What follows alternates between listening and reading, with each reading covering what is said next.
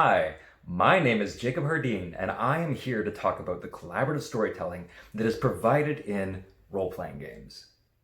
The first thing I want to talk about is the idea, the myth, the legend that people who play role-playing games do not have friends. This could not be the furthest thing from the truth. In order to successfully play a role-playing game, you first need to have a group of friends who are willing to commit a significant amount of time on a weekly basis to help build and flesh out and create a world that your friends can also build and create and play in. It is an act of divine creation. What is a role-playing game?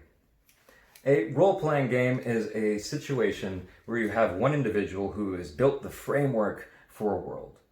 And then each of the individual actors within that world, the players within that world, create characters with backstories and hobbies and likes and dislikes that are different and desperate from their own. You are taking on the role of an individual that does not necessarily match your own personality, but something that you want to explore. I've known people who are men who have played women, women who have played men, and people who have played interdimensional beings of immense creation and existence. And so what is a role-playing game? It's a group of people coming together and creating a world and telling a story together.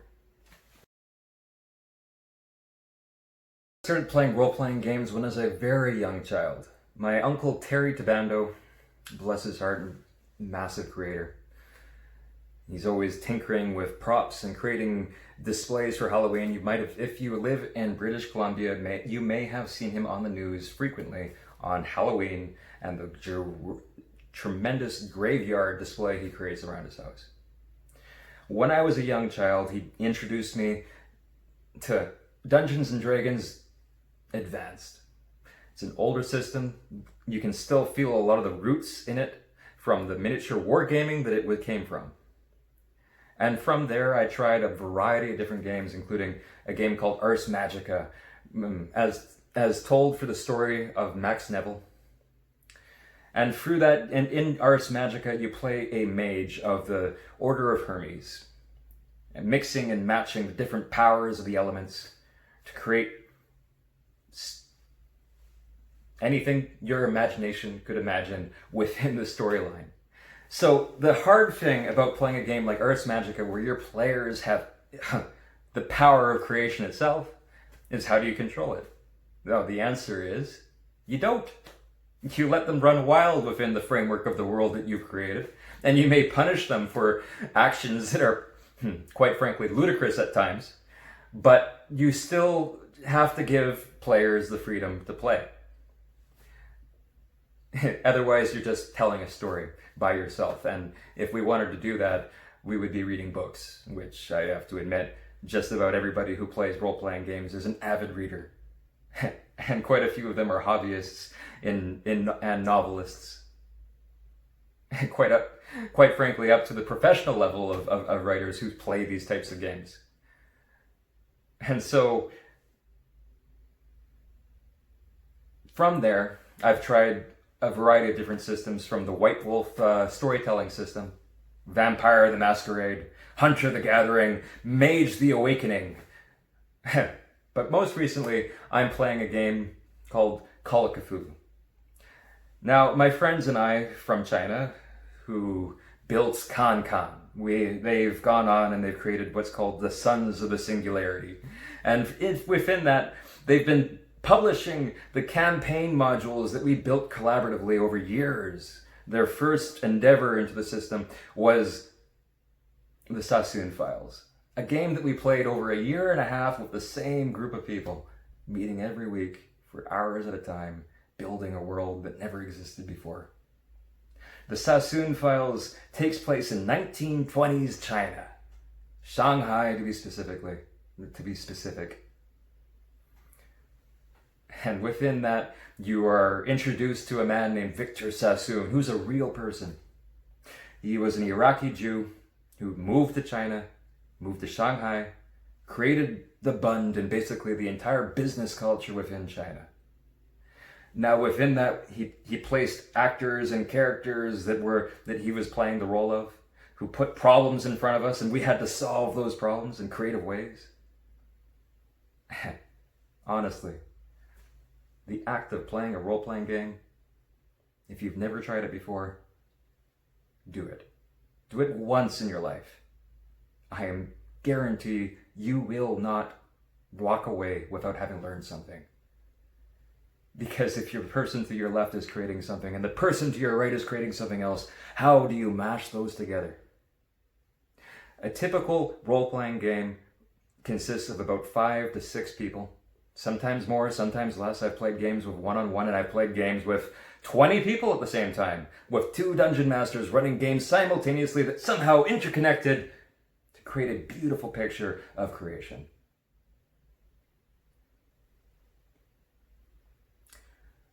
Jason Sheets, a friend of mine, we created quite a few things together.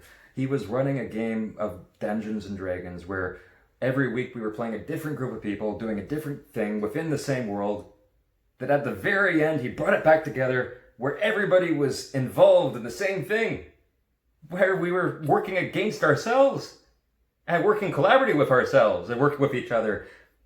Honestly, if I haven't convinced you at this point in time to try it, I don't think you have any imagination at all.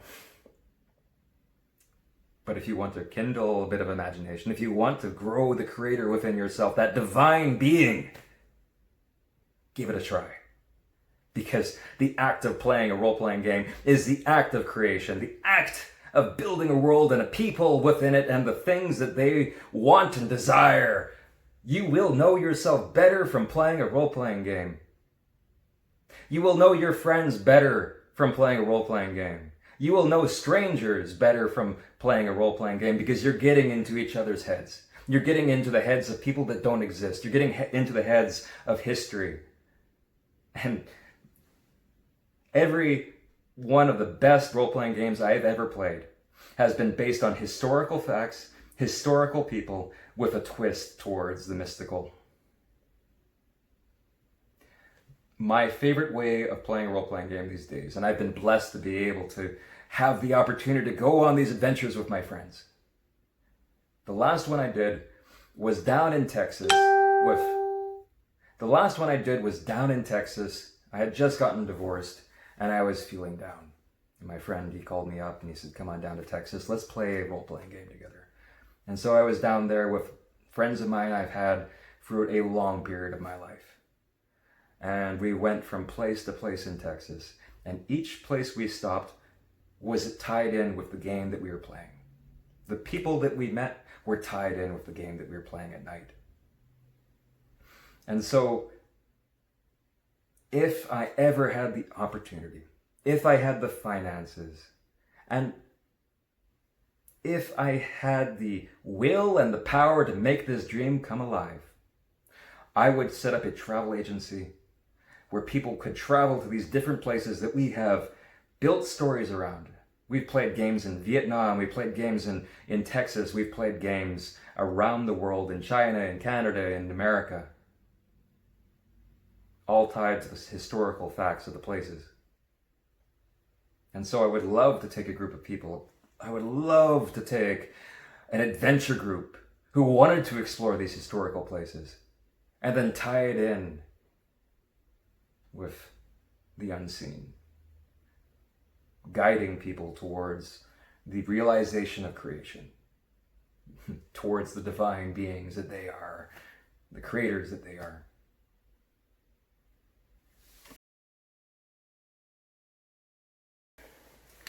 One of my most memorable experiences playing a role-playing game was a situation where the initial game master, or the person who has built the framework of the world, set up a situation where we created the story in which we were going to play. He set us up so that we would create actions and do things that then informed the second part of the game. When the second part of the game began, this individual, Jason Sheets, one of the best greatest storytellers I've ever met, got up out of this chair and relinquished control of the entirety of the game and sat down with the players. And it was just up to whoever had the first initiative and the bright idea to go sit in his chair who took the story to the end. So here he was, allowing us, giving us control to create the game that he wanted to play. And role-playing games, they provide all kinds of opportunities for this kind of collaboration, of world building, of creation, of exploring being something other than yourself. Role-playing games have been used often for the creation of communities around the world. When I first moved to China, I was 19 years old and there was zero community. Maybe little pockets here and there, but for the most part, it was a disparate, unconnected network of individuals who had to find each other through creative means because Facebook was blocked and other social networking sites did not cater towards the collaboration that is necessary in order to create a role-playing game group. And so my friends and I, Daniel Bass, Jason Sheets, Benjamin Sanders, and Zhang Hao, came together with the brilliant idea. I say brilliant when I'm talking about myself, I won't lie, I think it was a great idea.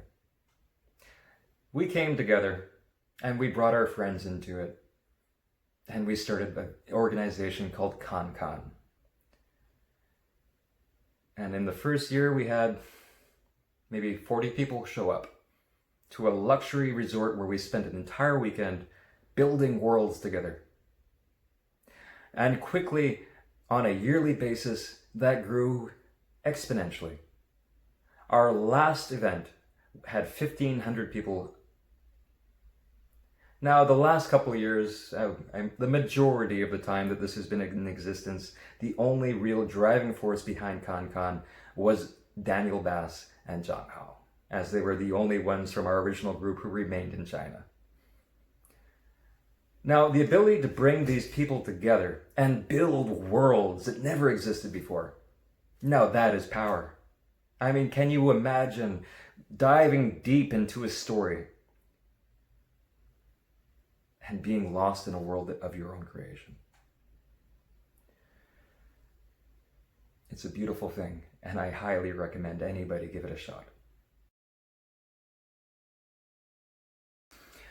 The most ridiculous character I ever created was a character that I created with the full intention of being completely useless.